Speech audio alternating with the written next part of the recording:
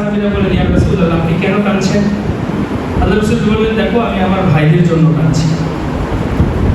সাহাবীরা বললেন, ইয়া রাসূলুল্লাহ, আমরা কি আপনার ভাই না? বললেন, না, তোমরা আমার ভাই না, তোমরা তো হচ্ছো আমার সাহাবী, আমার সাহায্য প্রাপ্ত, আমাকে দেখতে পাচ্ছ, তারা আমার ভাই, যারা পরবর্তীতে আসবে, যারা আমাকে না দেখে আমার প্রতি ঈমান আনবে, যারা আমার প্রতি ঈমান আনবে, আমাকে শ্রদ্ধা করবে, আমার সবকিছুকে বিশ্বাস করবে, আমার সুন্নাতকে পালন করার চেষ্টা করবে, তারা হচ্ছে আমার ভাই। Muhammad, reading Allah's name. May the blessings of Allah be on al-Mustafa. উল্লেখ রয়েছে 3331 নম্বর হাদিস, রাসূলুল্লাহ সাল্লাল্লাহু আলাইহি ওয়াসাল্লাম এই মিম্বার বানানোর আগে তিনি মসজিদে যখন খুতবা দিতেন, দীর্ঘক্ষণ দাঁড়িয়ে দাঁড়িয়ে কথা বলতেন। পরবর্তীতে একটা খেজুরের গাছ, কোন বর্ণনায় এসে খেজুর গাছের অংশ কেটে নিয়ে এসে সেখানে পোতা হলো, সেটাতে হেলান দিয়ে রাসূলুল্লাহ সাল্লাল্লাহু আলাইহি ওয়াসাল্লাম জুমার খুতবা দিতেন। এরপরে একজন মহিলা এই মেম্বার বানিয়ে নিয়ে আসলো, কোন বর্ণনায় পুরুষের কথা এসছে, যেটাই হোক না কেন, যখন মেম্বার বানানো হলো, আল্লাহ রাসূল সাল্লাল্লাহু আলাইহি ওয়াসাল্লাম যেদিন ওই গাছটাকে ছেড়ে দিয়ে মেম্বারে এসে দাঁড়ালেন, পুরা মসজিদের মধ্যে সবাই শুনতে পাচ্ছিল, শিশু বাচ্চার মতো, কোন বর্ণনা আসছে মহিষের আওয়াজের মতো ওই গাছের কাষ্ঠটা, খণ্ডটা কান্না করতেছিল। সুবহানাল্লাহ, রাসূলুল্লাহ সাল্লাল্লাহু আলাইহি ওয়াসাল্লাম বিরহে কান্না করছিল। আল্লাহ রাসূল বলেন, এরপরে আল্লাহ রাসূল উঠলেন, গিয়ে ওই খেজুর গাছের গায়ে হাত বুলালেন, তাকে সান্ত্বনা দিলেন, এরপরে সেটা থেমে গেছে, তার কান্না থেমেছে। আল্লাহ রাসূল বললেন, আমি যদি তাকে সান্ত্বনা না দিতাম, কিয়ামত পর্যন্ত সেইভাবে কাঁদতো আর সবাই শুনতে পেত। পরবর্তীতে এই গাছটাকে মানুষের মতো দাফন দেওয়া হয়েছে, জড় পদার্থ যার মধ্যে প্রাণ নেই, সেও রাসূলুল্লাহ সাল্লাল্লাহু আলাইহি ওয়াসাল্লামের ভালোবাসায় ব্যাকুল হয়ে গেছে। বিদায় হজে রাসূলুল্লাহ সাল্লাল্লাহু আলাইহি ওয়াসাল্লাম 100টা উট কুরবানি করেছেন, নহর করেছেন। এর মধ্যে 63টা উট তিনি নিজে জবাই করেছেন। উনি যখন উটগুলো জবাই করা শুরু করলেন, উটগুলো তখন তাড়াহুড়ো শুরু করে দিল, কে কার আগে রাসূলুল্লাহ সাল্লাল্লাহু আলাইহি ওয়াসাল্লামের হাতে তার জীবনকে উৎসর্গ করে দিবে। আল্লাহু আকবার। যারা কথা বলতে পারতো না, কিন্তু রাসূলুল্লাহ সাল্লাল্লাহু আলাইহি ওয়াসাল্লামের ভালোবাসা তাদের মধ্যে ছিল। আব্দুল্লাহ ইবনে যায়েদ ইবনে আব্দুর রাব্বিহি একজন সাহাবী, জলিলুল কদর সাহাবী, যার মাধ্যমে আমরা এই আযানের শব্দগুলো লাভ করেছি। আযান কিভাবে আমরা পেয়েছি? আল্লাহ রাসূল সাল্লাল্লাহু আলাইহি ওয়াসাল্লাম একদিন পরামর্শ রাখলেন যে এখন তো মুসল্লি বেড়ে যাচ্ছে, মানুষকে নামাজের দিকে কিভাবে আহ্বান করা যেতে পারে, এর কিছু পন্থা বের করা দরকার, উপায় বের করা দরকার। বিভিন্ন জন বিভিন্ন রকমের পরামর্শ দিল, কেউ বললো বাঁশি বাজানো হোক, কেউ বললো আগুন জ্বালানো হোক, সব রকমের পরামর্শ আসলো, কোনো সিদ্ধান্ত হলো না। সবাই চলে গেল যার যার বাড়িতে। রাত্রে ঘুমন্ত অবস্থায় এই সাহাবী আব্দুল্লাহ ইবনে যায়েদ আব্দুর রাব্বিহি, সে সাহাবী স্বপ্ন দেখলেন যে একজন ব্যক্তি বাঁশি নিয়ে যাচ্ছে। উনি বললেন, বাঁশিটা আমার কাছে বিক্রি করবে?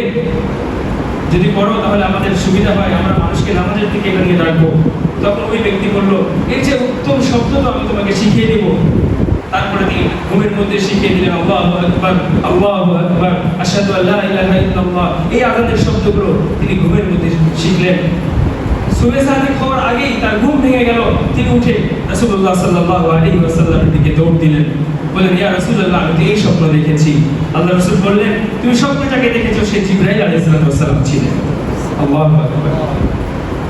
এরপরে বললেন, তোমার ভাই বেলালকে এটা শিখিয়ে দাও, তার গলার কণ্ঠ উচ্চ, সে উচ্চ আওয়াজে এটা আওয়াজ দিক। যখন বেলাল রাদিয়াল্লাহু তাআলা আযান দেওয়া শুরু করলেন, এবার ওমর রাদিয়াল্লাহু তাআলা দৌড়ে আসলেন, বললেন, ইয়া রাসূলুল্লাহ, এই শব্দগুলো কোথা থেকে শিখলেন? এটা তো আমি ঘুমের মধ্যে দেখেছি, আজকে আমি স্বপ্নে দেখেছি। এই আব্দুল্লাহ ইবনে যায়েদ ইবনে আব্দুর রাব্বিহি রাসূলুল্লাহ সাল্লাল্লাহু আলাইহি ওয়াসাল্লাম কতটা ভালোবাসতেন। আল্লাহ রাসূলের ওফাতের পরে, মৃত্যুর পরে তিনি বাগানে কাজ করতেছিলেন। ওই মুহূর্তে তার সন্তানকে বলল, আব্বাজান, আমাদের নবী তো আর পৃথিবীতে নেই, চলে গেছে। এটা তিনি শোনার সাথে সাথে তার চোখ বন্ধ করেছেন। চোখ বন্ধ করে বললেন, আল্লাহ, আমার এই চোখের আলো তুমি নিয়ে চলে যাও। যে চোখ দিয়ে আমি আমার প্রেমাস্পদকে, আমার প্রিয় হাবিবকে দেখতে পারবো না, এই চোখের আলো আমার দরকার নেই, আল্লাহ রাব্বুল আলামিন তার চোখকে অন্ধ করে দিয়েছেন, বাকি জীবন সে অন্ধ হিসেবে কাটিয়েছে। সাহাবী এবং যারা নাকি জড় পদার্থ, তারা পর্যন্ত আল্লাহ রাসূলের জন্য জীবন উৎসর্গ করার জন্য প্রাণপণ চেষ্টা করেছে। হযরত খুবাইব রাদিয়াল্লাহু তাআলার ঘটনা প্রসিদ্ধ। তাকে যখন গ্রেফতার করা হলো, শুলিতে চড়ানো হলো, তাকে বলা হলো তোমাকে এখন শুলিতে চড়িয়ে মৃত্যুদণ্ড কার্যকর করা হবে, তোমার কিছু বলার রয়েছে? সে বলল আমি 2 রাকাত নামাজ পড়তে চাই। 2 রাকাত নামাজ পড়লো আর বললো তোমরা যদি মনে না করতে যে মৃত্যু হয়ে এটা লম্বা করতেছি, তাহলে আরো 2 রাকাত পড়তাম। তারা বলল আচ্ছা একটা কথা বলি, তোমার জায়গায় যদি মুহাম্মদ রাসূলুল্লাহ সাল্লাল্লাহু আলাইহি সাল্লামকে শুলিতে চড়ানো হতো আর তোমাকে মুক্তি দেওয়া হতো, তুমি কি খুশি হতে? সে বলল আল্লাহর কসম করে বলছি, আল্লাহর কসম করে বলছি, আমার যদি 1000 বার আমাকে জীবন দেওয়া হয় আর আমাকে বারবার মৃত্যু দেওয়া হয়, শুলিতে চড়ানো হয়, তারপরেও আমি এটা পছন্দ করব না যে আল্লাহ রাসূল যেখানে আছে সেখানে থাকা অবস্থায় তার গায়ে তার পায়ে একটা কাঁটা বিদ্ধ হোক, এটা আমি পছন্দ করি না। রাসূলুল্লাহ সাল্লাল্লাহু আলাইহি ওয়াসাল্লামকে মহব্বত করেছেন কিভাবে? একজন আনসারী মহিলা উহুদ যুদ্ধে তার ভাই, তার পিতা এবং তার সন্তান শহীদ হয়ে গেছে। যখন যুদ্ধ থেকে ফেরত আসতেছে, রাসূলুল্লাহ সাল্লাল্লাহু আলাইহি ওয়াসাল্লাম আহত অবস্থায় আসতেছে, আনসারী মহিলা গলির মধ্যে, চিপাগুলির মধ্যে দাঁড়িয়ে আছে আর বলতেছে আমার নবী কি ঠিক আছে? সে তো শহীদ হয়ে যায় নাই, আমার নবী আসতেছে তো। তাকে বলা হলো তোমার স্বামী তো শহীদ হয়ে গেছে। উনি বলেন ইন্না লিল্লাহি ওয়া ইন্না ইলাইহি রাজিউন। আমার নবী ঠিক আছে তো? তাকে বলা হলো তোমার সন্তান শহীদ হয়ে গেছে। উনি আবার ইন্না লিল্লাহি বললেন আমার নবী ঠিক আছে তো? তাকে বলা হলো তোমার ভাই শহীদ হয়ে গেছে। এরপরে তাকে বলা হলো নবী ঠিক আছে? উনি বললেন আমাকে নবীকে একটু দেখিয়ে দাও। যখন নবীকে দেখার হলো, মহিলা বললেন ইয়া রাসূলুল্লাহ আপনাকে দেখার পরে আমার সকল বেদনা দূর হয়ে গেছে, আমার সবকিছু আপনার উপরে কুরবান। সুতরাং আয়েশা রাদিয়াল্লাহু তাআলা যে কথা যে জুলাইখার সখীরা হয়তোবা কলিজা কেটে ফেলতো, কলিজা আসলে অনেকে দিয়ে দিয়েছে। তালহা রাদিয়াল্লাহু তাআলা আনহু উহুদ যুদ্ধে যখন রাসূলুল্লাহ সাল্লাল্লাহু আলাইহি সাল্লামকে চতুর্দিক থেকে আক্রমণ করা হচ্ছিল, তিনি কি করলেন? নিজেকে ঢাল হিসেবে দাঁড় করিয়ে দিলেন এবং বুকটা না পেতে পিঠ পেতে দিয়েছেন। সেখানেও রাসূলুল্লাহ সাল্লাল্লাহু আলাইহি ওয়াসাল্লাম মর্যাদার দিকে খেয়াল করেছেন যে আমি যদি বুক পেতে দেই তাহলে আমার পিঠটা রাসূলের দিকে যাবে, এইটা হতে পারে না, বরং আমি রাসূলকে জড়িয়ে থাকি, আমার বুকটা রাসূলের সাথে লেগে থাকুক। যখন সে নিহত হলো, শহীদ হলো, দেখা গেল তার গায়ে 70 থেকে 80টা তিল লেগে আছে, জীবন দিয়ে দিয়েছে, শেষ। কিন্তু রাসূলুল্লাহ সাল্লাল্লাহু আলাইহি ওয়াসাল্লামের অবমাননা, তাকে কষ্ট দেওয়া, এটা তার পছন্দ করে নাই।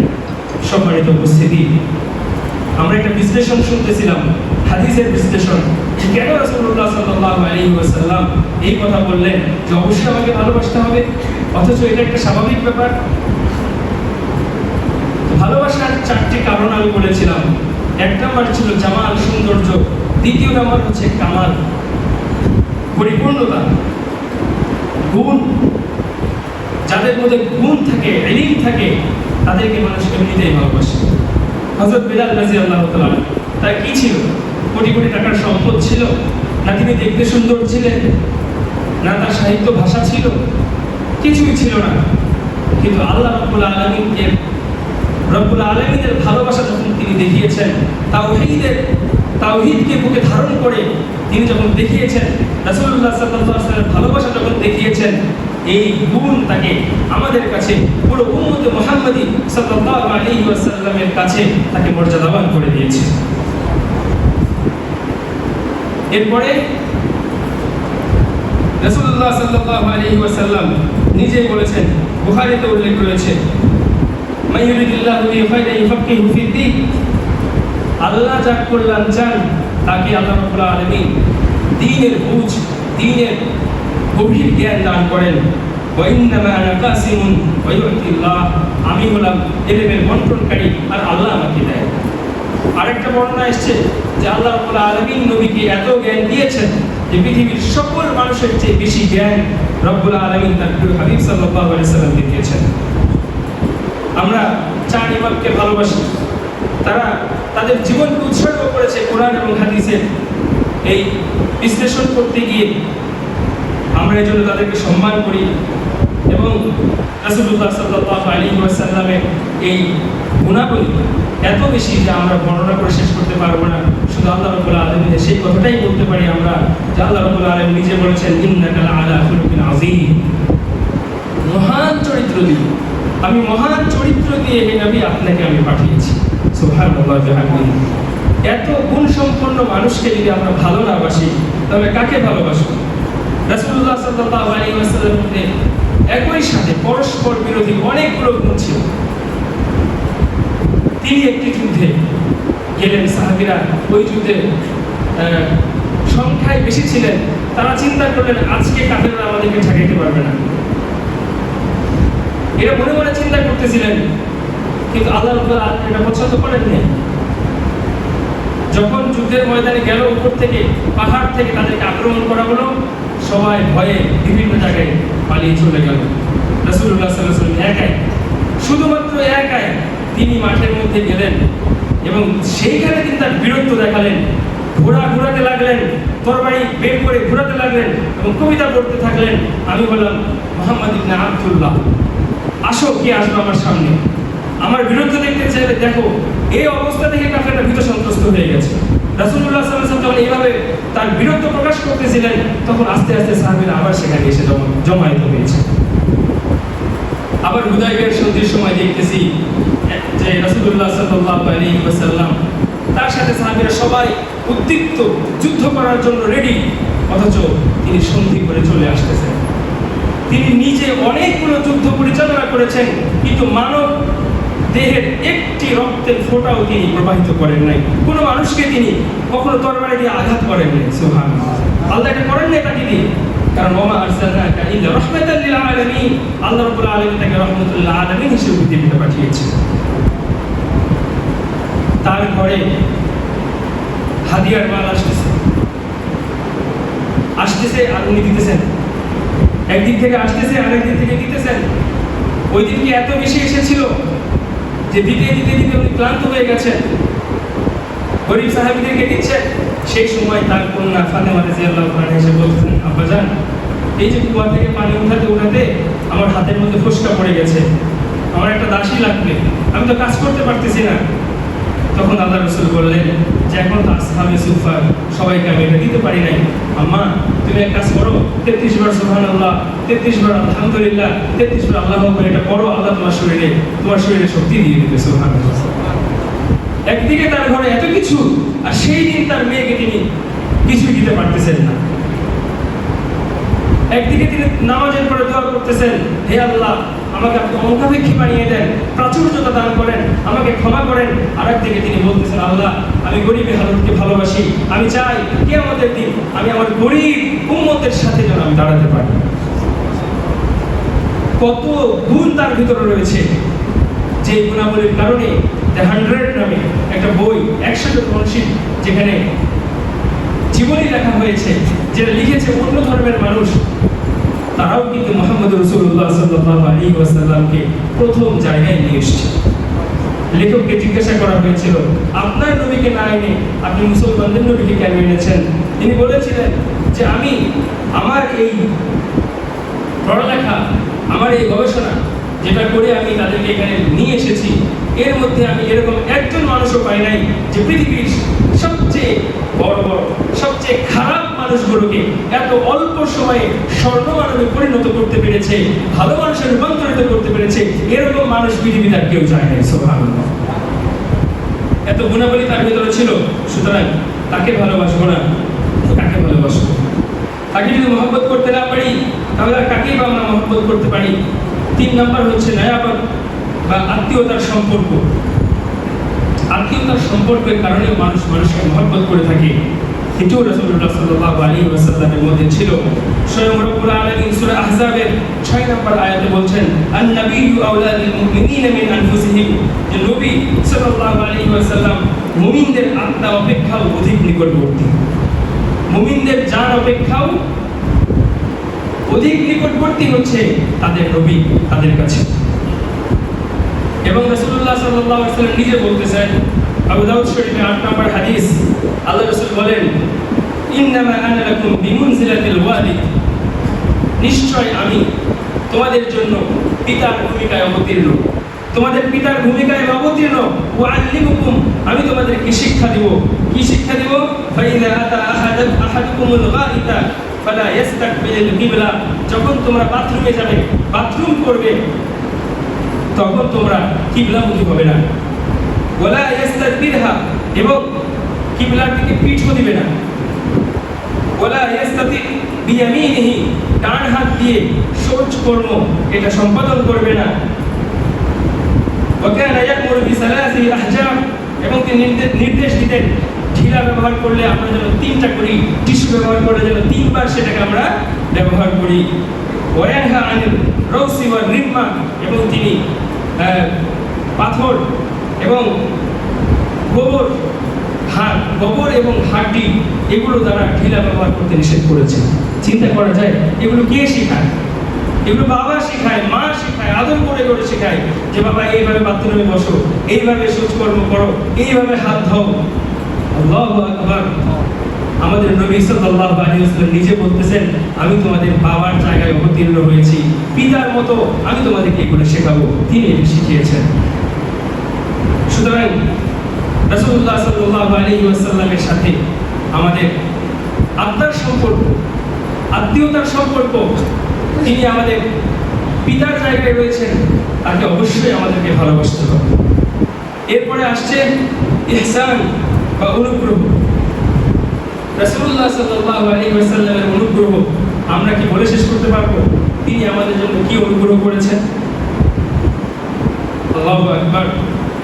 একটা প্রবাদ আছে আরবিতে, আল ইনসানু আব্দুল ইহসান, মানুষ হচ্ছে ইহসানের দাস। মানুষকে যদি ইহসান করা হয়, অনুগ্রহ করা হয়, তাহলে সে দাসে পরিণত হয়। তাহলে সেখানে রাসূলুল্লাহ সাল্লাল্লাহু আলাইহি ওয়াসাল্লাম অনুগ্রহ কি পরিমাণ রয়েছে আমরা যদি একটু আলোকপাত করি, তাহলে দেখতে পাই যে পূর্বের শরীয়ত অনেক কঠিন ছিল। কেউ যদি পাপ করতো তাহলে তওবার কোনো সিস্টেম ছিল না। সিস্টেম কি ছিল? তওবা করবে আত্মহত্যা করার মাধ্যমে। দুইজন গুনাহ করেছে, এ ওকে মারবে, ও ওকে মারবে, বাস তওবা শেষ, জীবনও শেষ। রাত্রে গুনাহ করেছে, সকালে উঠে দেখে দরজার মধ্যে লেখা আছে সে কি কি গুনাহ করেছে। কাপড়ে নাপাকি লেগে গেছে, সেই জায়গা ধুলে পবিত্র হতো না, সেই জায়গা ছিঁড়ে কেটে ফেলে দিতে হতো। এত কঠিন শরীয়ত ছিল, কিন্তু মুহাম্মদ রাসূলুল্লাহ সাল্লাল্লাহু আলাইহি ওয়াসাল্লাম তার উম্মতের জন্য কতটা সহজ শরীয়ত নিয়ে এসেছেন। একদিন রাসূলুল্লাহ সাল্লাল্লাহু আলাইহি ওয়াসাল্লাম সাহাবীদের সাথে বসে আছেন, থাকা অবস্থায় হঠাৎ করে তিনি কান্না শুরু করলেন। সাহাবীরা বললেন, ইয়া রাসূলুল্লাহ, আপনি কেন কাঁদছেন? আল্লাহর রাসূল বললেন, দেখো আমি আমার ভাইদের জন্য কাঁদছি। সাহাবীরা বললেন, ইয়া রাসূলুল্লাহ, আমরা কি আপনার ভাই না? না, তোমরা আমার ভাই না, তোমরা তো হচ্ছ আমার সাহাবী, আমার সাহায্য প্রাপ্ত, আমাকে দেখতে পাচ্ছ। তারা আমার ভাই, যারা পরবর্তীতে আসবে, যারা আমাকে না দেখে আমার প্রতি ঈমান আনবে, যারা আমার প্রতি ঈমান আনবে, আমাকে শ্রদ্ধা করবে, আমার সব কিছুকে বিশ্বাস করবে, আমার সুন্নাতকে পালন করার চেষ্টা করবে, তারা হচ্ছে আমার ভাই। রাসূলুল্লাহ সাল্লাল্লাহু আলাইহি ওয়াসাল্লাম আমাদেরকে মিস করেছেন, আমাদের জন্য দোয়া করেছেন, কান্নাকাটি করেছেন। এরপরে আয়েশা রাদিয়াল্লাহু তাআলা আনহার ঘটনা রয়েছে যে আম্মা জান আয়েশা রাদিয়াল্লাহু তাআলা আনহা একদিন দেখলেন যে রাসূলুল্লাহ সাল্লাল্লাহু আলাইহি ওয়াসাল্লাম খুব ভালো মুডে আছেন, তিনি আনন্দ ঘন মুহূর্ত পার করছেন। সেই সময় রাসূলুল্লাহ সাল্লাল্লাহু আলাইহি ওয়াসাল্লামকে বললেন, রাআইতু মিনান নবী সাল্লাল্লাহু আলাইহি ওয়াসাল্লাম তিবা নাফসিন কুলতু ইয়া রাসূলুল্লাহ উদউল্লাহ লি। আমি যখন দেখলাম যে তিনি আনন্দিত, তখন তাকে বললাম, ইয়া রাসূলুল্লাহ, আমার জন্য একটু দোয়া করেন, আমার জন্য একটু দোয়া করেন। আল্লাহ রাসূল তখন দোয়া করলেন, আল্লাহুম্মা গফির লি আয়েশা, হে আল্লাহ, আপনি আয়েশাকে ক্ষমা করে দেন। মা তাকাদ্দাম মিন যামবিহা ওয়া মা তাআখারা, তার পূর্বের এবং পরের গুনাহগুলো মাফ করে দেন। মা আসাররাত ওয়া মা আ'লানাত, যা সে গোপনে করেছে, যা সে প্রকাশ্যে করেছে, সবগুলো মাফ করে দেন। ফাদাহিকাত আয়েশাতু হাত্তা সাকাতা রাসুহা ফি হিজরিহা মিন আত-তাহকিক। আয়েশা রাদিয়াল্লাহু তাআলা খুশিতে আনন্দিত হয়ে তিনি হাসতেছিলেন এবং হাসতে হাসতে লুটিয়ে পড়ছিলেন, তার মাথা রাসূলুল্লাহর কোলে গিয়ে পড়ছে। এবার আল্লাহ রাসূল সাল্লাল্লাহু আলাইহি ওয়াসাল্লাম জিজ্ঞাসা করতেছিলেন, আয়াসুররুকা দুআই ইয়া আয়েশা, আমার দোয়া কি তোমাকে আনন্দিত করেছে? ফাকালাত, আয়েশা রাদিয়াল্লাহু তাআলা আনহা বললেন, ওয়া লি লা ইয়াসুররুনি দুআউকা, ইয়া রাসূলুল্লাহ, আপনি কি বলেন? এত সুন্দর দোয়া আপনার মুখ দিয়ে হচ্ছে, আমাকে কি আনন্দিত না করে পারে? ফাকালা সাল্লাল্লাহু আলাইহি ওয়াসাল্লাম, আল্লাহ রাসূল সাল্লাল্লাহু আলাইহি ওয়াসাল্লাম তখন বললেন, ওয়াল্লাহি ইন্না লাদুআই লিউম্মতি ফি কুল্লি সালাত, যে আল্লাহর কসম করে বলতেছি, তোমার জন্য যে দোয়া করেছি তুমি খুশি হয়েছো, আল্লাহর কসম করে বলছি এই দোয়া তো আমি আমার উম্মতের জন্য প্রত্যেকটা নামাজে করে থাকি। আল্লাহু আকবার, সাল্লাল্লাহু আলাইহি ওয়াসাল্লাম। আমরা সেই নবীর উপরে কুরবান যাই, সেই নবীর জন্য জীবনকে ফিদা করতে চাই, সেই নবীর সুন্নতকে আমল করতে চাই। এই জন্যই রাসূলুল্লাহ সাল্লাল্লাহু আলাইহি ওয়াসাল্লাম বলেছেন, লা ইউমিনু আহাদুকুম হাত্তা আকুনা হাব্বা ইলাইহি মিন ওয়ালিদিহি ওয়া ওয়ালাদিহি ওয়ান নাসি আজমাইন। এত গুণ থাকার পরেও, সব কিছু ভালোবাসার সব কিছু তার ভিতরে থাকার পরেও কেউ যদি রাসূলুল্লাহ সাল্লাল্লাহু আলাইহি ওয়াসাল্লামের কাছে সবচেয়ে প্রিয় পাত্র না হতে পারে, তাহলে তো সে কখনো প্রকৃত মুমিন হতেই পারে না। এটা যুক্তির দাবি, যৌক্তিক ভালোবাসা, ঈমানি ভালোবাসা রাসূলুল্লাহ সাল্লাল্লাহু আলাইহি ওয়াসাল্লামকে দেখাতে হবে। রাসূলুল্লাহ সাল্লাল্লাহু আলাইহি ওয়াসাল্লামের জন্মের মাস চলছে, সাহাবায়ে কেরাম রাদিয়াল্লাহু তাআলা আনহুম রাসূলুল্লাহর ভালোবাসা দেখিয়েছেন তার সুন্নাহ পালন করার মাধ্যমে, কোনো দিবস পালন করার মাধ্যমে নয়, তার হুকুমগুলো পালন করার মাধ্যমে। এক সাহাবী তিনি বাজারে গেলেন, একটু ঘোড়া কিনবেন, ঘোড়ার দাম জিজ্ঞাসা করেছে, দেখলেন ঘোড়ার দাম অনেক কম বলেছে। ওই সাহাবী বুঝলেন, জাবের ইবনে সামুরা রাদিয়াল্লাহু তাআলা তিনি বুঝতে পারলেন এই ঘোড়ার দাম সম্পর্কে বিক্রেতা তেমন ওয়াকিফ হল না। তিনি নিজেই বললেন, এটা আরেকটু বাড়াই দিলে কেমন হবে, আরেকটু বাড়াই দিলে কেমন হবে, এইভাবে বাড়াইতে বাড়াইতে অনেক বেশি বাড়িয়ে দিলেন। তাকে জিজ্ঞাসা করা হলো, কি ব্যাপার, আপনি আরো কম দামে পাচ্ছিলেন, এটাকে আরো বাড়ালেন কেন? জাবের ইবনে সামুরা রাদিয়াল্লাহু তাআলা বললেন, দেখেন, রাসূলের কাছ থেকে শিখেছি প্রত্যেকটা জিনিসের সঠিক প্রাপ্য আদায় করা, এটা আমার রাসূল বলেছেন। আমি দেখলাম এই বিক্রেতা এই ঘোড়া সম্পর্কে তার ধারণা নাই, সে কম দামে বিক্রি করে দিচ্ছিল, আমি তো কেবলমাত্র তার ন্যায্য দামটা দিয়েছি। আল্লাহু আকবার, কোথায় তাদের চিন্তা চেতনা আর আমাদের চিন্তা চেতনা? আমরা যখন দেখি কোনো মুসলিম ভাই বিপদে পড়েছে, তার একটা ফ্ল্যাট বিক্রি করে দিতে হচ্ছে, তার একটা জমি বিক্রি করে দিতে হচ্ছে, তার একটা গাড়ি বিক্রি করে দিতে হচ্ছে, তখন আমরা আরো সুযোগ নেই যে না, যখন দেখতেছি 10 লাখ টাকা ন্যায্য দাম, আমি বলেই বসলাম, ভাই 5 লাখ হলে দেন, আমাদের যান। এটা রাসূলুল্লাহ সাল্লাল্লাহু আলাইহি ওয়াসাল্লামের ভালোবাসা নয়। সাহাবায়ে কেরাম রাদিয়াল্লাহু তাআলা আলাইহিম আজমাইন তারা দেখিয়েছেন রাসূলুল্লাহ সাল্লাল্লাহু আলাইহি ওয়াসাল্লাম কিভাবে শিখিয়েছেন, কি আদর্শ দেখিয়েছেন। আল্লাহ রাসূল যেভাবে খেতেন, যেভাবে পড়তেন, যেভাবে বলতেন, যেভাবে আচরণ করতেন, সেইগুলো তারা করে দেখিয়েছেন এবং নিজের জীবনকে রাসূলের আদেশের সামনে একেবারে বিলিয়ে দিয়েছেন। সুতরাং এই রাসূলকে আমরা অবশ্যই হৃদয়ের গহীন থেকে, অন্তরের অন্তঃস্থল থেকে আমরা ভালোবাসি এবং তার জন্য দরুদ পড়ি। আমরা সবাই একবার পড়ি, সাল্লাল্লাহু আলাইহি ওয়াসাল্লাম। আল্লাহ রাব্বুল আলামিন আমাদের হৃদয়ে তার রাসূলের ভালোবাসা, তার মহব্বত পরিপূর্ণভাবে দান করুন। আমরা যেন সুন্নাহকে পরিপূর্ণভাবে আদায় করতে পারি, সেই তৌফিক আমাদেরকে দান করুন। আমরা রাসূলুল্লাহ সাল্লাল্লাহু আলাইহি ওয়াসাল্লামের অবমাননা, এটা যখন কেউ করে তখন কষ্ট পায়, যখন দেখি কোরআনের অবমাননা তখনই কিন্তু আমরা কষ্ট পাই। কিন্তু এই অবস্থায় আমাদের করণীয় কি, সেটাও আমরা জানি। আমরা বিবেকবান, আমরা বুদ্ধিমান, আমরা আল্লাহর কাছে দোয়া করি যারা এই ধরনের কাজ করে, আল্লাহ যেন তাদেরকে হেদায়েত দান করে এবং তাদেরকে এই ধরনের নেককারজনক কাজ থেকে বিরত থাকার তৌফিক দান করে। আমরা জানি এই ধরনের কাজ দেশে বিভিন্ন সময় হয় এই জন্য, এটাকে অস্থিতিশীল করে তোলার জন্য, বিভিন্ন ফায়দা লুটে মুসলিমরা কষ্ট পায় তারা তখন যখন উত্তেজিত হয়, বেসামাল হয়ে যায়, নিজেরা ক্ষতিগ্রস্ত হয়, সমাজের সাধারণ মানুষ ক্ষতিগ্রস্ত হয়। এটা করা যাবে না। আমরা যেটা করব, আমরা হৃদয় দেশটাকে ঘৃণা করব, শান্তিপূর্ণ প্রতিবাদ যেটা থাকে সেটা করব। আমরা প্রতিবাদ জানাই এবং যারা এগুলো করে তাদের জন্য দোয়া করি, আল্লাহ যেন তাদেরকে হেদায়েত দান করে। আল্লাহ রাব্বুল আলামিনের কাছে আমরা এই দোয়া এবং প্রার্থনা করি আজকের এই খুতবা শেষ করছি। আল্লাহ রাব্বুল আলামিন আমাদের সকলকে আজকের এই বয়ানের উপরে আমল করার তৌফিক দান করুন, তার রাসূলের ভালোবাসা হৃদয়ে ধারণ করার তৌফিক দান করুন, আমিন। ওয়া আখিরু দাওয়ানা আলহামদুলিল্লাহি রাব্বিল আলামিন। আসসালামু আলাইকুম ওয়া রাহমাতুল্লাহি ওয়া বারাকাতুহু। Azan TV, a solution for beautiful life.